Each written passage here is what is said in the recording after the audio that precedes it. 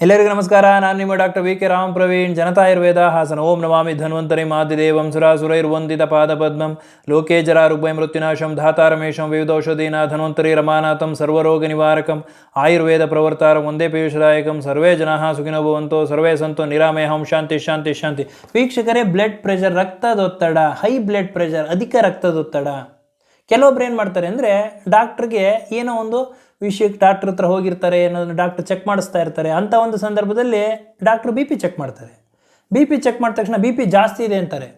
B P ಜಾಸ್ತಿ ಇದೆ ಅಂದ ತಕ್ಷಣ ಪೇಷಂಟು ಪ್ಯಾನಿಕ್, ಗಾಬರಿ ಆಗ್ಬಿಡ್ತಾರೆ. ಅಯ್ಯೋ, ಬಿ ಪಿ ಜಾಸ್ತಿ ಇದೆಯಾ, ಏನು ಮಾಡೋದು ಡಾಕ್ಟ್ರ್? ಹಾಗಾರೆ ಮಾತ್ರೆ ತಗೋಬೇಕಾ? ಆಯುರ್ವೇದ ಮಾತ್ರೆ ತಗೋಬೇಕಾ?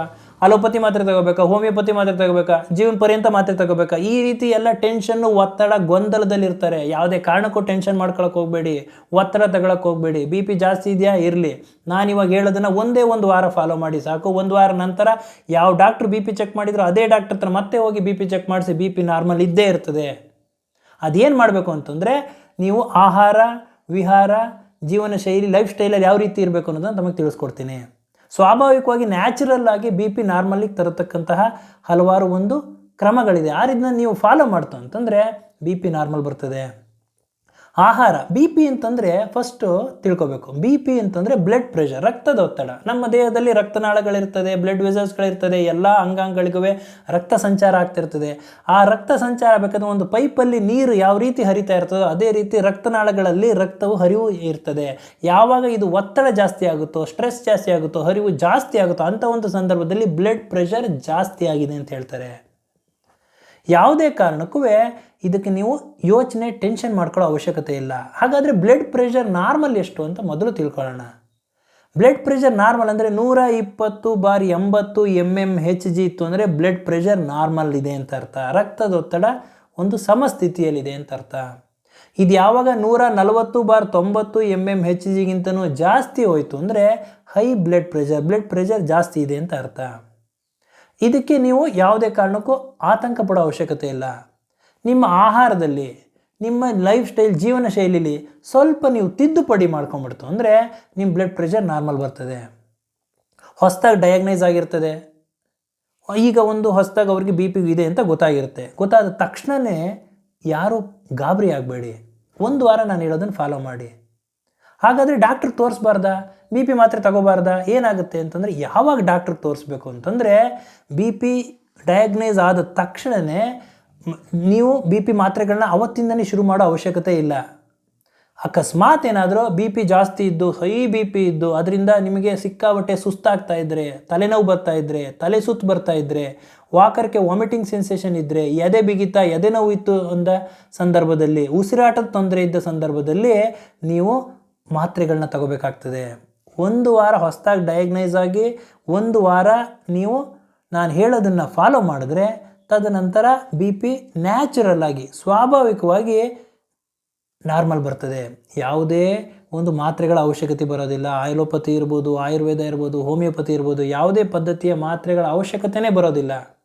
ಆಹಾರದ ವಿಷಯಕ್ಕೆ ಬರೋಣ. ಆಹಾರ ನಾವು ಏನು ಮಾಡಬೇಕಾದ್ರೆ, ಪ್ರತಿನಿತ್ಯ ಏನು ಆಹಾರ ಸೇವನೆ ಮಾಡಬೇಕು, ಏನು ಸೇವನೆ ಮಾಡಬಾರ್ದು ಅನ್ನೋದನ್ನು ತಿಳ್ಕೊಳ್ಳೋಣ. ತರಕಾರಿಗಳಲ್ಲಿ ಪ್ರಮುಖವಾಗಿ ಕ್ಯಾರೆಟು, ಬೀಟ್ರೂಟು, ಪಾಲಕ್ ಸೊಪ್ಪು ಇವುಗಳನ್ನು ಸ್ವಲ್ಪ ಹೆಚ್ಚಾಗಿ ಉಪಯೋಗಿಸೋದ್ರಿಂದ ನಿಮ್ಮ B P, blood pressure normal ಬರ್ತದೆ. ಇನ್ನು ಹಣ್ಣುಗಳು ಯಾವ್ಯಾವ ತಿನ್ನಬೇಕು ಅಂತಂದರೆ, ಬಾಳೆಹಣ್ಣು, ಕಿತ್ತಳೆಹಣ್ಣು, ಮೋಸಂಬಿ, ಸೀಬೆಹಣ್ಣು, ದಾಳಿಂಬೆ ಇವುಗಳನ್ನು ನೀವು ಸೇವನೆ ಮಾಡೋದ್ರಿಂದ ಬ್ಲಡ್ ಪ್ರೆಷರ್ ನ್ಯಾಚುರಲಾಗಿ ಆಟೋಮೆಟಿಕ್ಕಾಗಿ ನಾರ್ಮಲ್ ಬರ್ತದೆ. ಇನ್ನು ಧಾನ್ಯಗಳು, ಯಾವ್ಯಾವ್ದು ಧಾನ್ಯಗಳು ತಿನ್ನಬೇಕು ಅಂದರೆ, ರಾಗಿ, ಜೋಳ, ಮಿಲ್ಲೆಟ್ಸು ಹಾಗೂ ಬ್ರೌನ್ ರೈಸ್, ಕೆಂಪಕ್ಕಿ ಉಪಯೋಗಿಸಿ. ಕೆಂಪಕ್ಕಿ ಅನ್ನೋದು ಊಟ ಮಾಡಿ. ಹಾಗೂ ಮಜ್ಜಿಗೆ ಜಾಸ್ತಿ ಕುಡೀರಿ. ಮಜ್ಜಿಗೆ, ಎಳನೀರು ಹಾಗೂ ಈ ಒಂದು ಬೆಳ್ಳುಳ್ಳಿನ ಜಾಸ್ತಿ ಉಪಯೋಗಿಸಿ. ಆಹಾರದಲ್ಲಿ ಬೆಳ್ಳುಳ್ಳಿ ಉಪಯೋಗಿಸೋದ್ರಿಂದ ಆಟೋಮೆಟಿಕ್ಕಾಗಿ ಒಂದೇ ವಾರದಲ್ಲಿ ಬಿ ಪಿ ನಾರ್ಮಲ್ ಬರ್ತದೆ. ಹಾಗಾದರೆ ಏನೇನು ಮಾಡಬಾರ್ದು ಅಂತಂದರೆ, ಆಹಾರದಲ್ಲಿ ಮೇಲೆ ಉಪ್ಪು ಹಾಕ್ಸ್ಕೊತಾ ಇದ್ದರೆ ಅದನ್ನು ಅವಾಯ್ಡ್ ಮಾಡಿ. ಸಾಲ್ಟ್ ರಿಸ್ಟ್ರಿಕ್ಟೆಡ್ ಡಯಟ್, ಮೇಲೆ ಉಪ್ಪು ಹಾಕ್ಸ್ಕೊತಾ ಇದ್ದರೆ, ಮೇಲೆ ಉಪ್ಪಿನಕಾಯಿ ಹಾಕಿಸ್ಕೊತಾ ಇದ್ದರೆ ಊಟಕ್ಕೆ, ಅದನ್ನು ಅವಾಯ್ಡ್ ಮಾಡಿ. ಕೆಲವೊಬ್ರು ಏನು ಮಾಡ್ತಾರೆ, ಆಹಾರದಲ್ಲಿ ಊಟ ಮಾಡಬೇಕಾದ್ರೆ ಊಟದ ಜೊತೆ ಚಿಪ್ಸು, ಖಾರ ಎಲ್ಲ ಹಾಕೊಂಡು ತಿಂತಿರ್ತಾರೆ. ಒಂದೇ ಒಂದು ವಾರ ಇದನ್ನು ಅವಾಯ್ಡ್ ಮಾಡಿ, ಬಿ ಪಿ ನಾರ್ಮಲ್ ಬರ್ತದೆ. ಮೇಲೆ ಉಪ್ಪು ಹಾಕ್ಸ್ಕೊಳ್ಳೋದೆಲ್ಲ ಅವಾಯ್ಡ್ ಮಾಡಿ. ಪ್ರತಿನಿತ್ಯ 5 ಮಿಲಿಗ್ರಾಮ್ಗಿಂತನೂ ಕಡಿಮೆ ಉಪ್ಪನ್ನು ನೀವು ಉಪಯೋಗಿಸಿ. ಈ ಥರ ನೀವು ಮಾಡಿದ್ರೆ ಒಂದೇ ವಾರದಲ್ಲಿ ಯಾವುದೇ ಮಾತ್ರೆಗಳ ಅವಶ್ಯಕತೆ ಇಲ್ಲ, ಯಾವುದೇ ಔಷಧಿಗಳ ಅವಶ್ಯಕತೆ ಇಲ್ಲ, ಬಿ ಪಿ ನಾರ್ಮಲ್ ಬಂದೇ ಬರುತ್ತೆ. ಇನ್ನು ಆಹಾರ ಆದ ನಂತರ ವಿಹಾರ, ಲೈಫ್ ಸ್ಟೈಲ್ ಯಾವ ರೀತಿ ಇರಬೇಕು ಅಂತಂದರೆ, ಬೆಳಗ್ಗೆ ನೀವು ಎದ್ದೇಳಬೇಕಾದ್ರೆ ಬ್ರಾಹ್ಮಿ ಮುಹೂರ್ತದಲ್ಲಿ ಏಳಬೇಕು. ಪ್ರತಿನಿತ್ಯ ಬೆಳಗ್ಗೆ ಒಂದು 5:30 6 ಗಂಟೆ, ಮ್ಯಾಕ್ಸಿಮಮ್ 6 ಗಂಟೆ ಒಳಗಡೆನಾದರೂ ನೀವು ಎದ್ದು ಅಂದರೆ ನಿಮ್ಮ ಜೀವನ ಶೈಲಿ ಚೆನ್ನಾಗಿರ್ತದೆ. ಬೆಳಗ್ಗೆ ಎದ್ದ ತಕ್ಷಣ ನಿಮ್ಮ ದೈನಂದಿನ ಚಟುವಟಿಕೆಗಳು ಮಾಡಿದ ತಕ್ಷಣ ಪ್ರತಿನಿತ್ಯ ಬೆಳಗ್ಗೆ ಅರ್ಲಿ ಮಾರ್ನಿಂಗ್ ವಾಕ್ 30 ನಿಮಿಷ, ಒಂದು ಅರ್ಧ ಗಂಟೆ ವಾಕ್ ಮಾಡೋ ಅಭ್ಯಾಸ ಇಟ್ಕೊಳ್ಳಿ. ಒಳ್ಳೆ ಗಾಳಿ ಇರ್ತಕ್ಕಂಥ ಒಂದು ಪ್ರದೇಶದಲ್ಲಿ, ಯಾವುದಾದ್ರು ಗಾರ್ಡನ್ ಇರ್ಬೋದು, ತೋಟ ಇರ್ಬೋದು, ಅಥವಾ ಯಾವುದಾದ್ರು ಒಂದು ಪಾರ್ಕ್ಗಳಲ್ಲಿ ವಾಕ್ ಮಾಡೋದ್ರಿಂದ ನಿಮಗೆ ಪ್ಯೂರ್ ಆಕ್ಸಿಜನ್ ಸಿಗ್ತದೆ. ಒಳ್ಳೆ ಆಮ್ಲಜನಕ ಸಿಗೋದ್ರಿಂದ ರಕ್ತದೊತ್ತಡ, ಬ್ಲಡ್ ಪ್ರೆಷರ್ ನಾರ್ಮಲ್ ಬರ್ತದೆ.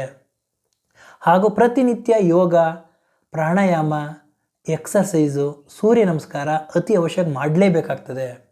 ಪ್ರತಿನಿತ್ಯ ಒಂದು 13 ಸೂರ್ಯ ನಮಸ್ಕಾರ ಮಾಡಿ ಒಂದು ವಾರದಲ್ಲಿ ಬಿ ಪಿ ನಾರ್ಮಲ್ ಬಂದೇ ಬರುತ್ತೆ.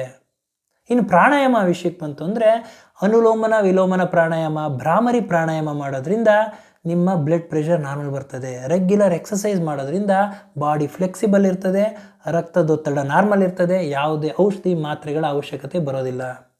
ಇನ್ನು ಊಟ ಏನು ಮಾಡಬೇಕು ಅಂತಂದರೆ, ಕೆಲವೊಬ್ರು ಏನು ಮಾಡ್ತಾರೆ, ಬೆಳಗ್ಗೆ ತಿಂಡಿ ಎಷ್ಟೊತ್ತಿಗೋ ತಿಂತಾರೆ, ಮಧ್ಯಾಹ್ನ ಊಟ ಎಷ್ಟೊತ್ತಿಗೋ ಮಾಡ್ತಾರೆ, ಇನ್ನು ರಾತ್ರಿ ಊಟದ ಕೇಳೋದೇ ಬೇಡ, ಅವ್ರು ರಾತ್ರಿ ಎಷ್ಟೊತ್ತಿಗೋ 11 12 ಗಂಟೆಗೆ ಊಟ ಮಾಡ್ತಿರ್ತಾರೆ.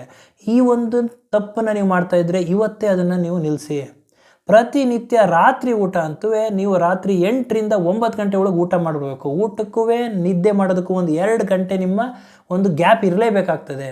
ಲೇಟ್ ನೈಟ್ ಊಟ ಮಾಡ್ತಿದ್ರೆ ಅದನ್ನು ಅವಾಯ್ಡ್ ಮಾಡಿ, ಟೈಮಿಗೆ ಕರೆಕ್ಟಾಗಿ ಊಟ ಮಾಡಿ, ಟೈಮಿಗೆ ಕರೆಕ್ಟಾಗಿ ನಿದ್ದೆ ಮಾಡಿ. ನಿದ್ದೆ ವಿಷಯಕ್ಕೆ ಬಂತು ಅಂದರೆ 8 ಅವರ್ ಪ್ರತಿದಿನ ಒಂದು 8 ಅವರ್ಸ್ ನಿದ್ದೆ ಮಸ್ಟ್. ನೀವು ಇದನ್ನು ಮಾಡೋದ್ರಿಂದ ನಿಮ್ಮ ಬ್ಲಡ್ ಪ್ರೆಷರ್ ನಾರ್ಮಲ್ ಬರುತ್ತೆ. ಇನ್ನು ಟೆನ್ಷನ್, ಒತ್ತಡ, ಯಾವುದೋ ಒಂದು ವಿಷಯಕ್ಕೋ ಯಾವುದೇ ಇರ್ಬೋದು, ಏನೋ ಟೆನ್ಷನ್ನು ಒತ್ತಡ ತಗೋತಾ ಇರ್ತಾರೆ.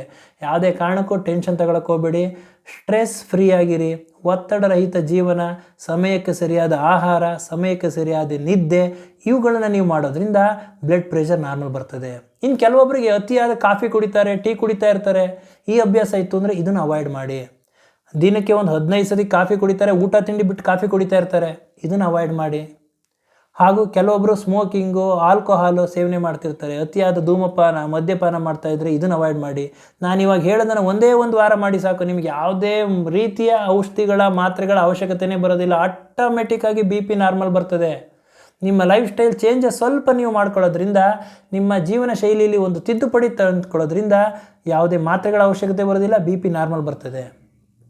ಇನ್ನು ಔಷಧಿ, ಆಯುರ್ವೇದ ಔಷಧಿ ವಿಷಯಕ್ಕೆ ಬಂತು ಅಂತಂದರೆ, ನೀವು ಆಯುರ್ವೇದದಲ್ಲಿ ಆಹಾರವೇ ಔಷಧಿ ಅಂತ ಹೇಳ್ತಾರೆ. ಹಾಗಾಗಿ ನೀವು ಪ್ರತಿನಿತ್ಯ ಆಹಾರದಲ್ಲಿ ನೀವು ಬೆಳ್ಳುಳ್ಳಿ ಉಪಯೋಗಿಸೋದ್ರಿಂದ, ಪ್ರತಿದಿನ ಬೆಳಗ್ಗೆ ಒಂದು ಬೆಳ್ಳುಳ್ಳಿ ಎಸ್ಳು ಜೊತೆಗೆ ಸ್ವಲ್ಪ ಜೇನುತುಪ್ಪ ಹಾಕ್ಕೊಂಡು ನೀವು ತಿಂದರೆ ಬಿ ಪಿ ಆಟೋಮೆಟಿಕ್ಕಾಗಿ ಒಂದು ವಾರದಲ್ಲಿ ನಾರ್ಮಲ್ ಬರ್ತದೆ. ಹಾಗೂ ಪ್ರತಿದಿನ ಒಂದು ಲೋಟ ಆಮ್ಲ ಜ್ಯೂಸ್, ನೆಲ್ಲಿಕಾಯಿ ಜ್ಯೂಸ್ ಕುಡಿಯೋದ್ರಿಂದ ಬಿ ಪಿ ನಾರ್ಮಲ್ ಬರ್ತದೆ. ಅಥವಾ ವಾರಕ್ಕೆ ಒಂದು 3 ದಿನ ಒಂದೊಂದು ನೆಲ್ಲಿಕಾಯಿ ತಿನ್ನೋದ್ರಿಂದ ಬಿ ಪಿ ನಾರ್ಮಲ್ ಬರ್ತದೆ. ಇನ್ನು ಅಶ್ವಗಂಧ, ಅರ್ಜುನ ಹಾಗೂ ಪ್ರಮುಖವಾಗಿ ತ್ರಿಫಲ, ಈ ಎಲ್ಲ ಔಷಧಿಗಳಿದೆ. ಇದನ್ನು ತಜ್ಞ ಆಯುರ್ವೇದ ವೈದ್ಯರ ಸಲಹೆ ಸೂಚನೆ ಮೇರೆಗೆ ನೀವು ತಗೋಬೇಕಾಗ್ತದೆ. ಆದ್ದರಿಂದ ಇವತ್ತಿನ ಈ ಒಂದು ಸಂಚಿಕೆಯಲ್ಲಿ ಆಹಾರ, ವಿಹಾರ, ಜೀವನ ಶೈಲಿಯಲ್ಲಿ ಯಾವ ರೀತಿ ಇರಬೇಕು, ಯಾವ ರೀತಿ ನಾವು ಜೀವನ ಶೈಲಿ ಮಾಡೋದ್ರಿಂದ ನಮ್ಮ ಬಿ ಪಿ, ಬ್ಲಡ್ ಪ್ರೆಷರ್ ಒಂದೇ ವಾರದಲ್ಲಿ ನಾರ್ಮಲಿ ಬರ್ತದೆ ಅನ್ನೋದನ್ನು ತಮಗೆ ತಿಳಿಸ್ಕೊಟ್ಟಿದ್ದೀನಿ. ಈ ರೀತಿ ನೀವು ಮಾಡಿ, ಯಾವ ಡಾಕ್ಟ್ರು ಬಿ ಪಿ ಚೆಕ್ ಮಾಡಿದ್ರು ಅದೇ ಡಾಕ್ಟ್ರ್ ಹತ್ರ 1 ವಾರ ಆದಮೇಲೆ ಬಿ ಪಿ ಚೆಕ್ ಮಾಡಿಸಿ, ಬಿ ಪಿ 100% ನಾರ್ಮಲ್ ಬಂದೇ ಇರುತ್ತೆ ಅಂತ ಹೇಳ್ತಾ ಇವತ್ತಿನ ಒಂದು ಸಂಚಿಕೆಯನ್ನು ಮುಗಿಸ್ತಾ ಇದ್ದೀನಿ. ನನ್ನ ಈ ವಿಡಿಯೋ ತಮಗೆ ಇಷ್ಟವಾಗಿದ್ದಲ್ಲಿ ಲೈಕ್ ಮಾಡಿ, ಶೇರ್ ಮಾಡಿ, ಹಾಗೂ ನನ್ನ ಎಲ್ಲ ಮುಂದಿನ ವಿಡಿಯೋಗಳಿಗಾಗಿ ಸಬ್ಸ್ಕ್ರೈಬ್ ಮಾಡಿ. ಧನ್ಯವಾದ.